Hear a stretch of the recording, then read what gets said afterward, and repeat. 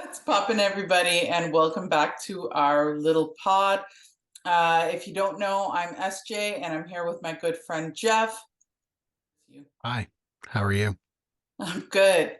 Here's- This week we have a great show for you guys. We are headed into the Spider-Verse as part of September's school-themed movies. Stick around, guys. We are web slinging our way into Spider-Man, the Spider-Verse, into the Spider-Verse.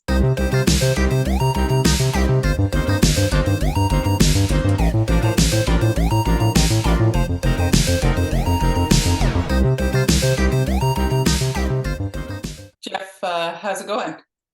It's going really well. How are you? Good, good. How was your week? My week's been pretty good. Yeah, nice. We are doing Into the Spider-Verse this week. And I was wondering, like, are you a comic book collector or were you ever into comics when you were little? When I was a kid, I was definitely not into comics. That was No. not my scene as a kid. Yeah.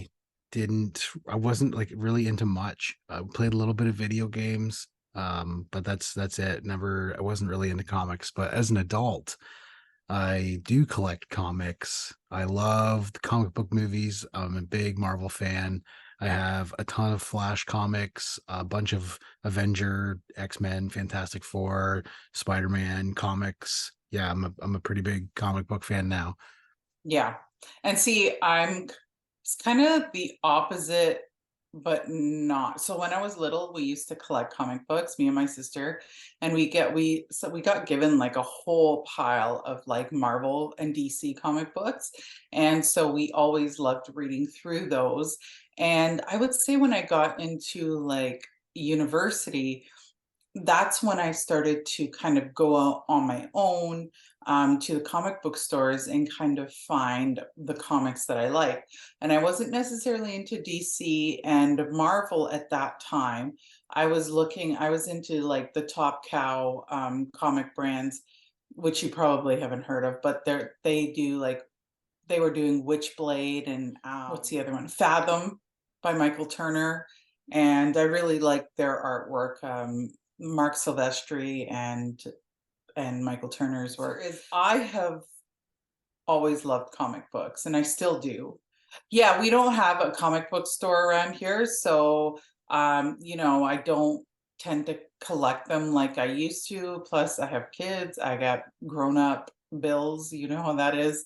So we're not doing too much of that these days, but I do have my collection. They're in storage, they're all in their plastics and all that fun stuff. And I do like look at them occasionally because I do like the artwork in them. So yeah, I mean, I've always been a comic book person. Have you ever been to like Comic Con and all that stuff?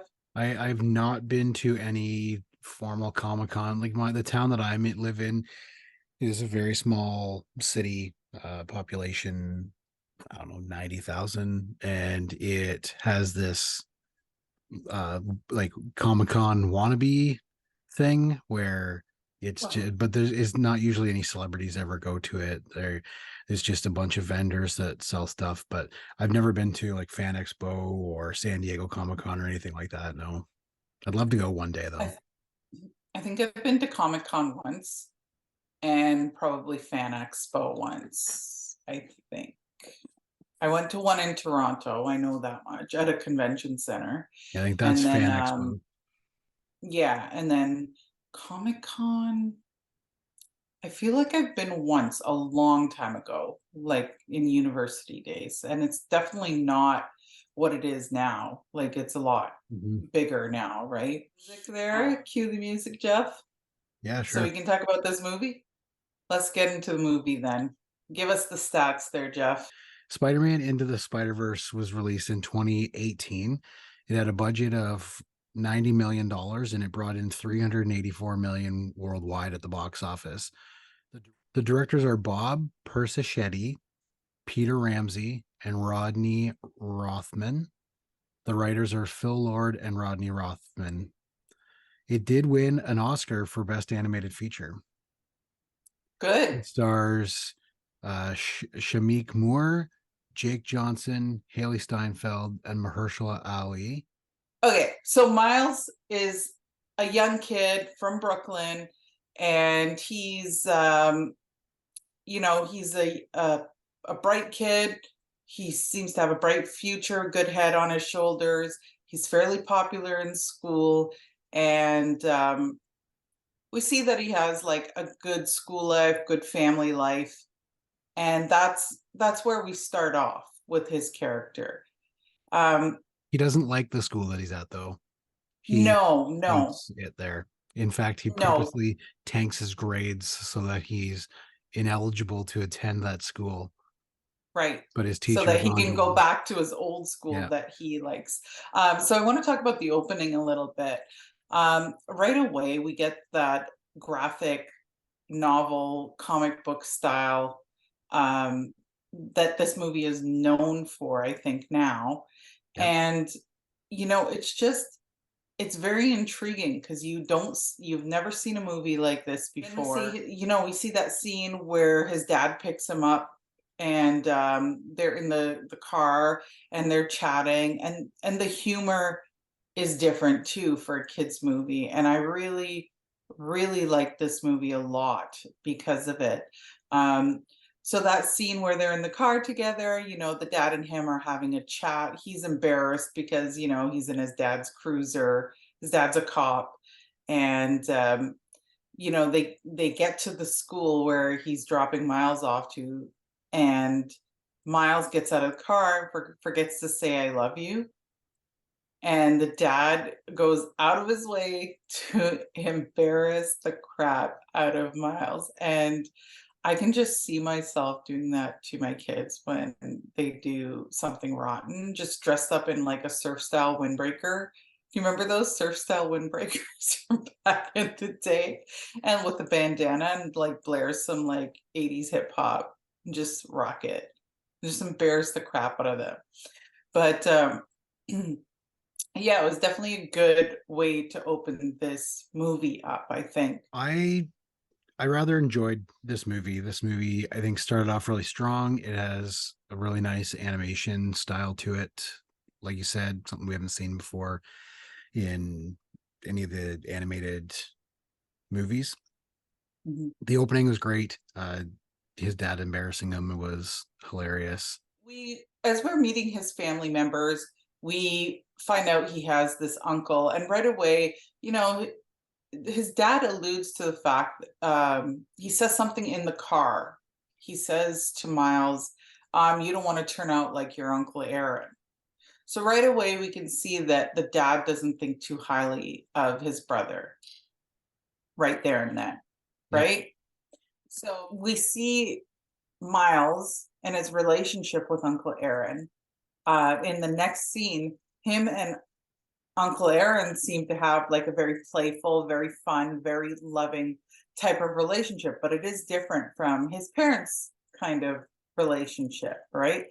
Because he's kind of on his own, like Uncle Aaron. He's kind of like a lone wolf kind of guy, and we don't know why he's in there exactly, like why they're showing him at the beginning of the movie, but you just figure they're introducing all the family members or whatever whatnot. Uncle Aaron takes him into the subway tunnels, and they um Miles is actually a brilliant artist, so Uncle Aaron's pretty impressed because it's graffiti, and apparently him and his sorry, Uncle Aaron and his brother used to do that when they were younger until um, his brother turned into a cop, which is Miles's dad. So, anyways, they go down into this tunnel, and this is where he gets bit by the spider. And they share a nice moment down there, and we see the spider come down, and it's stamped with like this Alchemex mark and a 42. We don't know what it is, but we see it marked. We get the feeling that it's an experiment. Like right off the bat, I got the feel that that's an experiment. But I'm like, why is there just some random experimental spider just waiting for Miles Morales, right?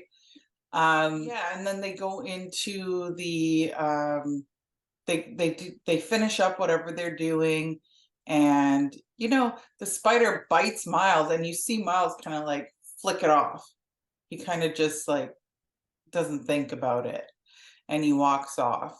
And then that's when he starts going through all of the Spidey changes slowly but surely. There is another funny scene where he's talking to Gwen at the school, and he's he doesn't realize it, but he's trying to make a move on Gwen, a move that his uncle Aaron taught him, and he puts his hand near her hair, and his hand gets stuck in her hair, and he can't get it out because he doesn't realize why that's happening. He has no clue. And so she ends up having to shave half her head because he couldn't unstick himself. Um, so that's when we get introduced to Gwen there. It's Yeah, that funny was because in my opinion, this is very much a playful non like it's they're serious but non-serious with each other here because this happens to her, but then the rest of the movie she has the side of her head shaved and it's her new style. it's her And style. he tries to compliment her a few times on it, but she plays it off like she's still angry that it's got to be like that because it's his fault. But she Right. loves it. She really likes it. Right, and because right away you get the sense that she kind of is a little bit Into of a him. rebel. Well, Well, and yeah, yeah, into yeah. him, and a little bit of a rebel. Like, she's not like the other girls at the school. She's kind of a little different. Um, and yeah, you do get a sense that there is something between them, but it's very, innocent and flirty kind of. There's a little bit of that going on there. I mean, they're high school students, right? After Miles starts going through all these changes, he decides he's going to go back to the tunnel, the subway tunnel, right?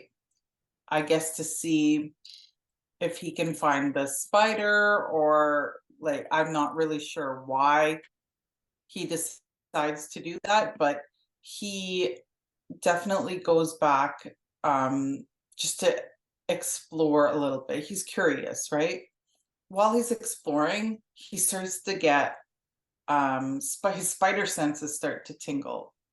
And I kind of like how they have illustrated it. They make the like little wavy bubbles come out of their heads when they get that spidey sense, which is very similar kind of probably to what the comic book is. Yep. So yeah, I really like that they they stayed true to the comic book material.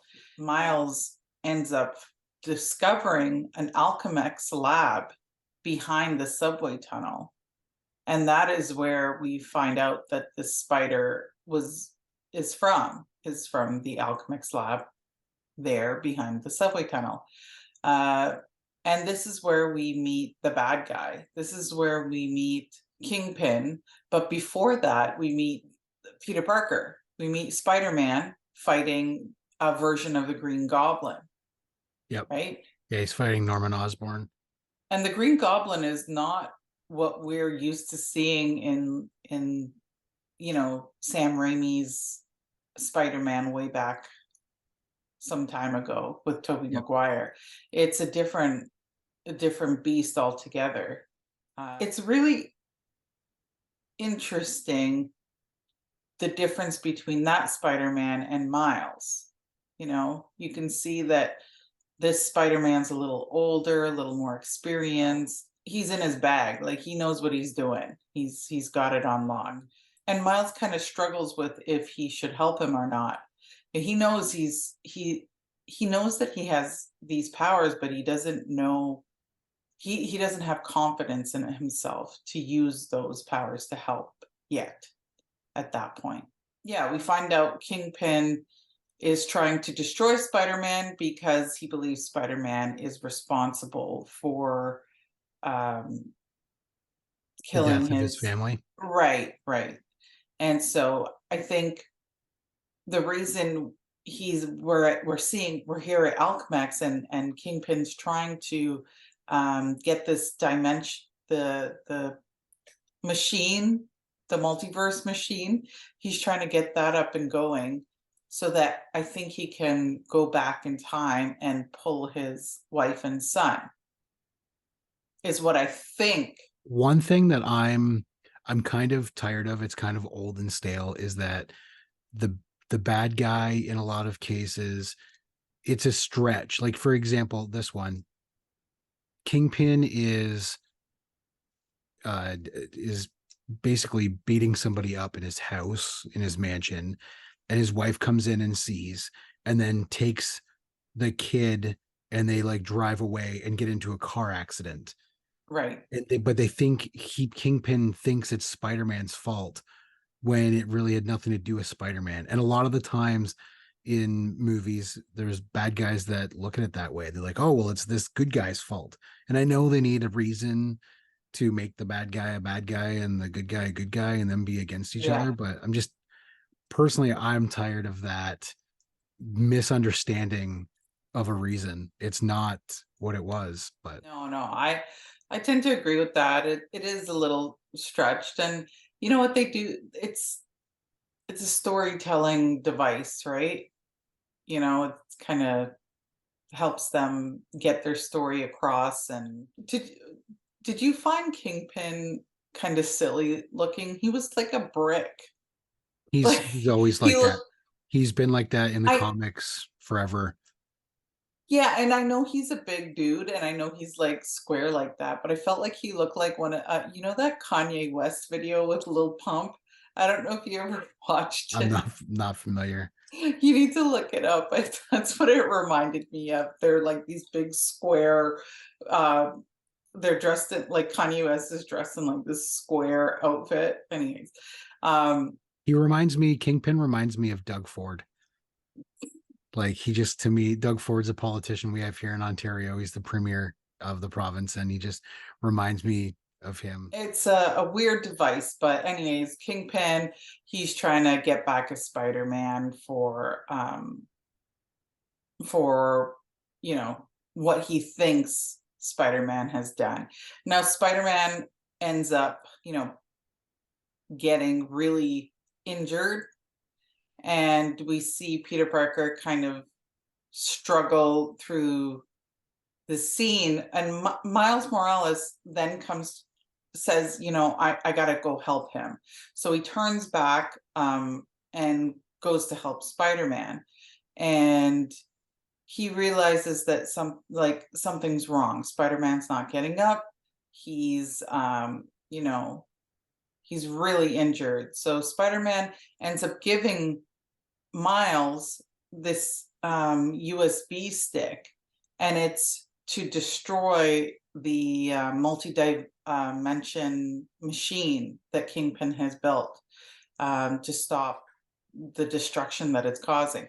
Miles Morales escapes, Right. and while he's running away, Prowler is chasing him, and he chases him all the way back to his home or wherever he loses him somewhere on the street.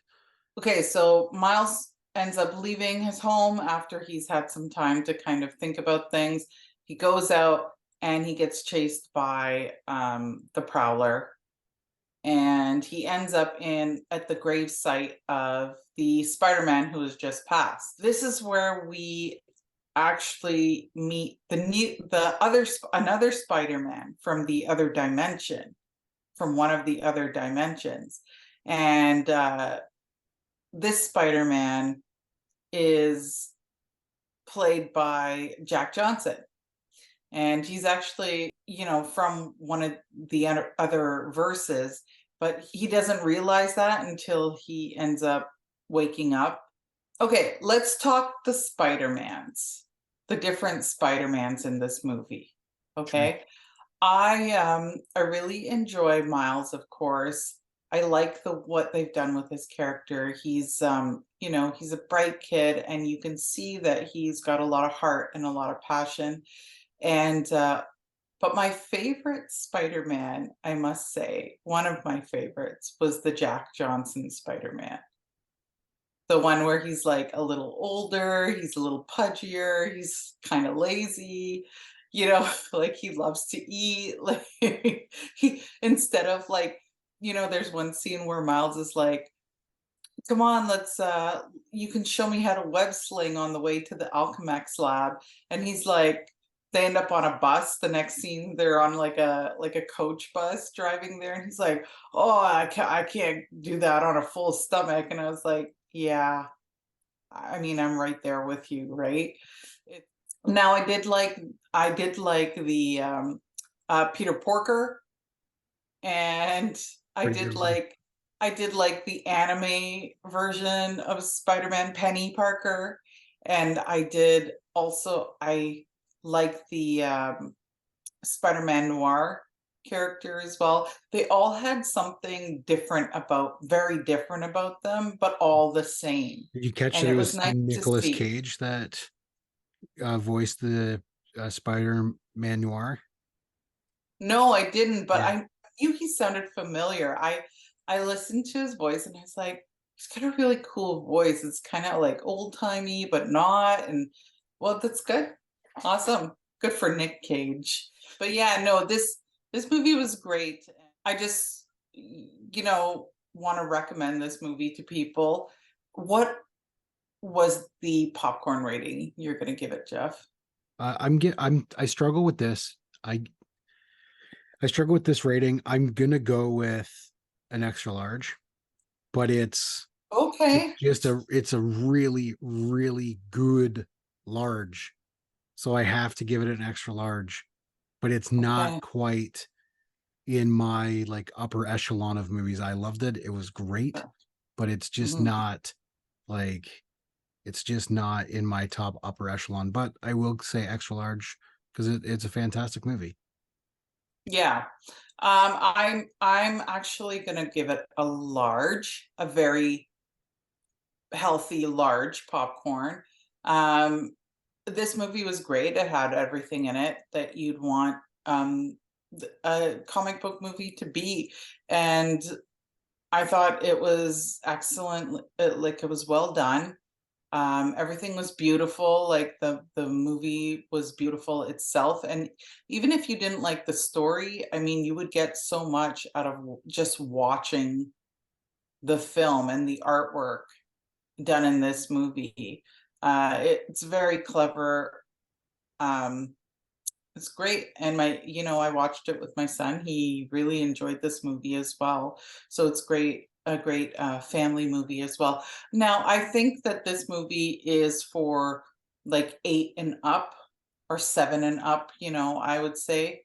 Um, I don't think younger kids would fully understand this movie. I think it stays very true to the characters as well. Peter Parker and Miles Morales have always been characters that do not like letting people know their secret identities. So Right. they don't they're always keeping that a secret. And that stays very Yeah. true to the comics. Very, very select few people know that Miles Morales is Spider-Man or that Peter Parker is Spider-Man. They do a very good job of keeping true to the characters.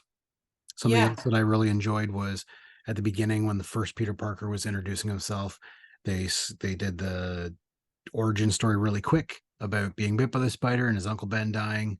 They did that really quick, and they did this other thing too where they kind of mocked the original Spider-Man 3 with Tobey Maguire, Oh where yeah, where he's dancing. yeah, when he was doing his emo dance, they kind of made fun of that, and he's like, "Yep, I Yeah. did this. I'm not proud of it, but I We did don't it." talk about Yeah, it. yeah, exactly. Yeah, yep, Yeah. that was pretty good. Yeah, definitely some good callbacks from other Spider-Man movies and Spider-Man characters for sure. Some great nods there. Also, Aunt May was a badass. She I know. she knew who her Peter Parker she knew that her Peter Parker was Spider-Man, and she was badass. She had a key to the shed that let all the spider people in there, and It was a really cool, like a Batcave style thing where he had all the suits lined up like Iron Man. It was really Yeah, neat. and he had a nice lair going on Yep. underground, and he had a whole bunch of different Spider-Man suits. I was like, why did Miles have to like he grabbed the suit from down there, but why did he spray paint it? Why couldn't he just grab the black one with the red? Well, thanks for watching, everyone. Hope you enjoyed the pod today. Let us know if you have any suggestions for the podcast, and please follow us on all social media platforms. Yep, and I just want to let you guys know this is the last movie for the school themed movies this month. Next month, starting October, we are doing our Halloween Spooktacular episodes. There'll be 4 episodes, and we hope you'll join us for those. So I'm Jeff. She's SJ. You've been listening to the Popcorn Patrol Oh, podcast. yeah. Join us next week as we say his name 3 times for Beetlejuice. Beetlejuice. Beetlejuice. Popcorn Patrol out. Peace.